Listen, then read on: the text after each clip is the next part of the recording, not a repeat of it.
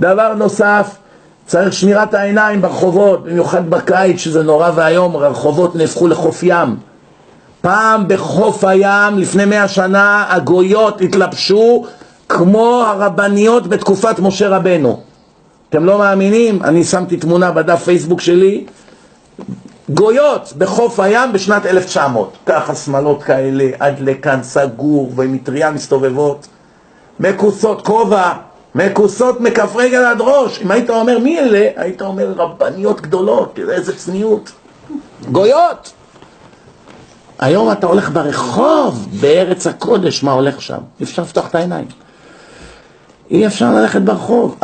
הרב שח אמר לרב אדרת לפני 20 ומשהו שנה, הוא היה בשנות ה-90 לחייו, אל תבוא לבני ברק, תשאר במונסי. למה כבוד הרב, ארץ הקודש? אני לא יכול לצאת לרחוב רבי עקיבא, היה בן 90 ומשהו. בן אדם בן 90 יכול בכלל לפתוח את העיניים, לראות מה הולך ברחוב? בן אדם בן 90 ומשהו, כבר מקופף, מכה, לא שומע טוב, בדרך כלל, בקושי רואה. הוא אומר לו, אל תבוא, תשאר שמה, לפחות שמה אין את הפריצות שיש בבני ברק, ברחוב המרכזי בבני ברק. אז, היום השם ירחם הזה נהיה מאז. 25 שנה אחרי היום בכלל הידרדרות טוטלית מה שהולך. מה חשבת? למה? פירות ארוכות, בגדים צמודים, חצאיות מעל הברך, שרבולים מעל המרפק, הכל חשוף, פתוח, שקוף, צמוד לגוף, פירות ככה. רבותיי, גם אלה שמתירים פירות, לא מתירים פירות את הפרוצות שיש היום, שככה הולכים משקיעים בזה אלפי דולרים ושמים לזה כל מיני זנבות של סוס. אף אחד לא התיר את זה. אין אף פוסק, לא ספרדי ולא אשכנזי, שהתיר פירות לא צנועות. אלה שמתירים פירות, אי אפשר לערער עליהם. מי שמערער עליהם זה גדולי ישראל, הוא מתחייב בנפשו.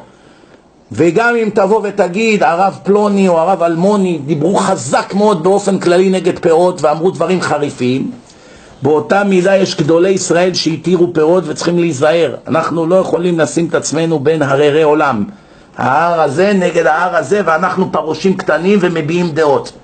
הרב שאני הולך לשיטתו אוסר פירות, לכן אשתי אסור לפיה.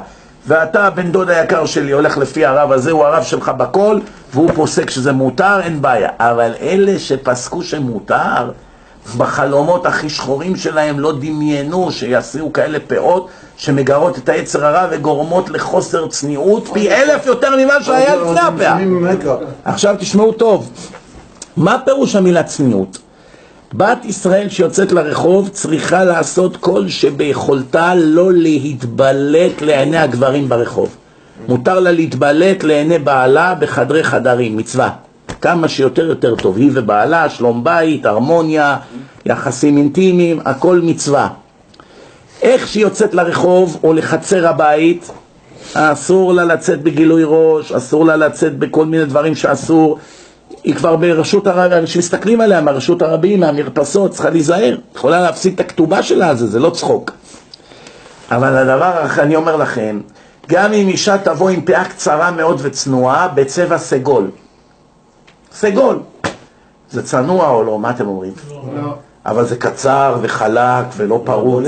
בולט. מיד זה מושך את העיניים של 10,000 איש כל דקה. מה? כל בן אדם שהולך מיד מסתכל, שיער סגול. אז ממילא התחיל להסתכל על השיער, מסתכל על שאר הדברים. זה איסור מדאורייתא כזה דבר. מה עם המייקאפ? גם מייקאפ צריך מאוד קצת וסולידי. וגם אלה שרווקות, אם הן רוצות למצוא חן בעיני השידוך, שיבחר בהם, שיתחתן איתה, מותר להם לשים קצת מייקאפ ולהסתדר יפה וכו', רק לפגישה, שיראה מיד, שיראה שאת כן יפה. וזהו, ולא עכשיו להתחיל לעשות תצוגות אופנה לכל אחד באינטרנט שרוצה לצאת איתה לדייט. זה לא עובד ככה, רבותיי, צריכים להיזהר. צריכים לשמור על גדרי הצניעות.